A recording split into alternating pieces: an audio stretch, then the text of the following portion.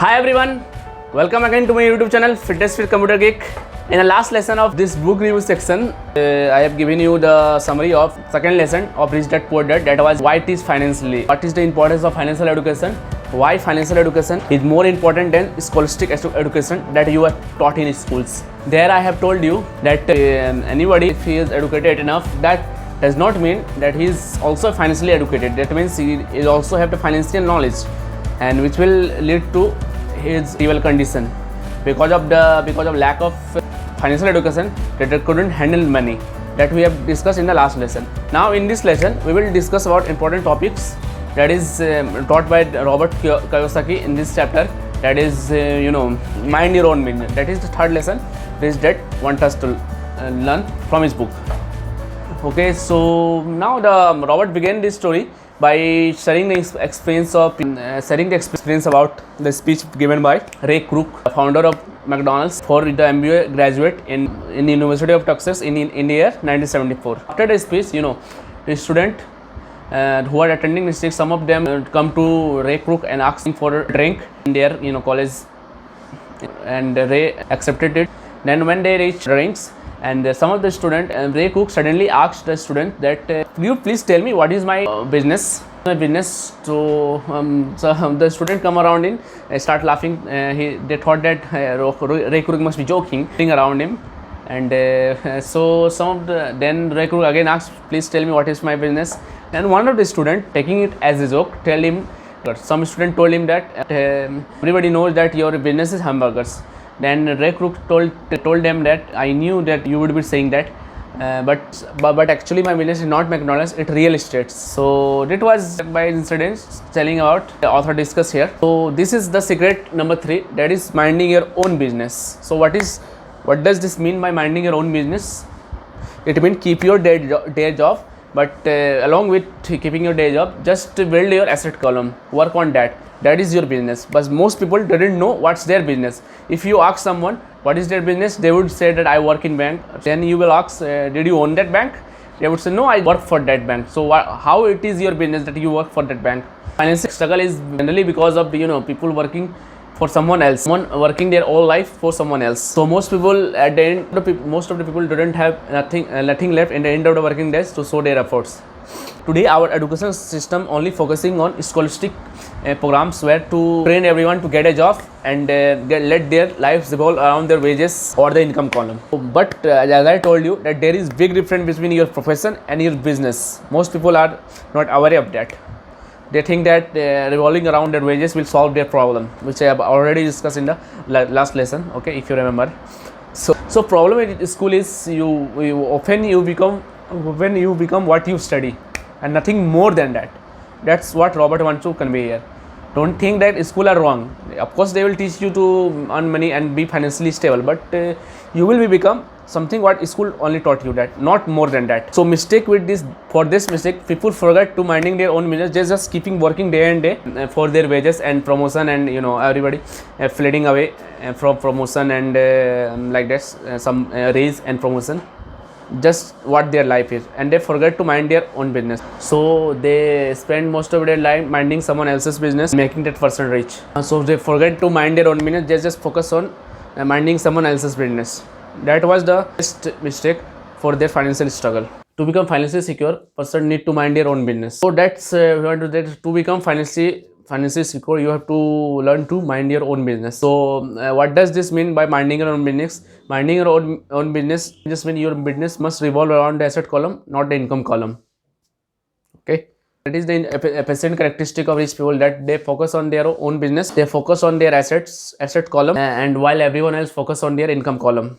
Okay, that's the difference between rich and poor person, that what I want to say here in this lesson. But most people, what they do, they revolves around their lives around their wages, and they eagerly wait for any promotion or raise. Yeah, it's for some point it is good thing, but still they are not minding their own business. But focusing on income can be useful. When it is useful, if that extra money used to purchase the income produces assets, that will be helpful. Be cool if you focus on your raise and promotion, that will be effective.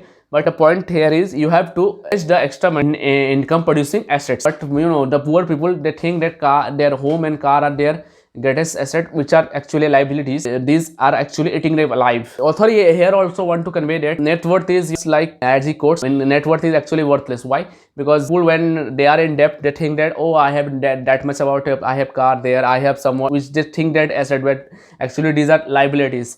And whenever they sell it, and which also comes under net worth, which I have discussed in the last lesson, and so they start selling that, but whenever they get profit from that, they are taxed on their gain.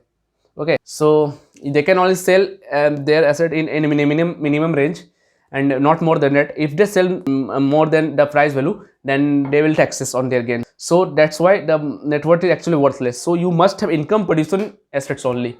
Don't focus on your net worth. Yes, you can have net worth, but don't focus on net worth to pay for your debt. You will be in more debt if you try to sell your wealth, or what you call net worth. And if you gained, and then government will tax you. So again, government get their part. Because of that, people still suffer from debt. Okay, so author want to say here that just start minding your own business, just keep your day job, and try to build your income generating assets. Okay, so keep your expenses low, reduce liability, and build solid assets. Diligently build base of solid assets. So type of asset Robert want the people to buy that. In this point, you would ask that what type of asset actually we must buy to be rich for a long term. So he have given here some example. Okay, like you can buy asset like business which you don't have to physically present there. Means you can own that business, but somebody else working there and producing the money. You are not physically present there. If you present there, that it will become your job again. So you can buy that kind of business, and then again which come as also income, which will also produce income generating assets.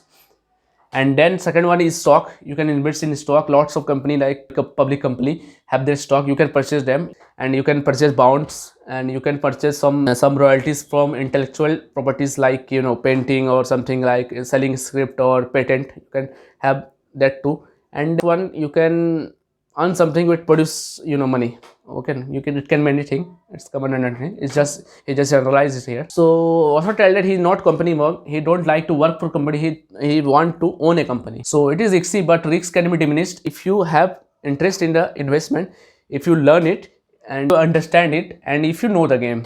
Okay, what is actually work. So better you be understanding and the accounting and cash management, better you will analyze the investment, eventually start and building your own company. Robert want to say here that if you get better at understanding account and cash management, or you can say better at analyzing investment, you will slowly and gradually own the company. Okay, he suggests that he does not discourage anyone if you really want to build a company, but he said that if you really eager and have burning desire of starting company, then do start it. But if rather than that, please don't start your company, because 9 out of 10 company always fail. Okay, 9 out of 10 starter always fail. Okay, so don't think that only way to opening a company or owning and start is not the only way. So sometimes people that they think that can't find investment, then starting a company would be very good idea, but odds are against the success. So if you don't want to own a company, but still you can become rich, by minding your own business, just purchase some income producing assets, and you can keep your day job. You can work very hard and be a good employer, but don't forget to mind your own business. Just run side by side something which will produce income, generate income producing asset, which will rise your asset column, and using this asset column you can pay for your expenses and as well as luxury, and you can live a Levi's lifestyle whenever, but don't use your liabilities to pay for your expenses. So as the cash flow will grow, then you can indulge someone in luxury. So long term risk build their assets column, and but poor people use their blood sweat money to pay for, and liability to pay for their luxury. That's why people struggle financially, and that's the difference between people who struggle financially and people who reach their zenith. The luxury is reward of investing more and more in your assets. Okay, so that's all for it. In the next lesson we will discuss about the fourth lesson. Let me see it. What is the fourth lesson? So fourth one is the history of taxes. This is the most important thing, and most people will not agree between when I will discuss this. Okay, so thanks for watching. See you soon.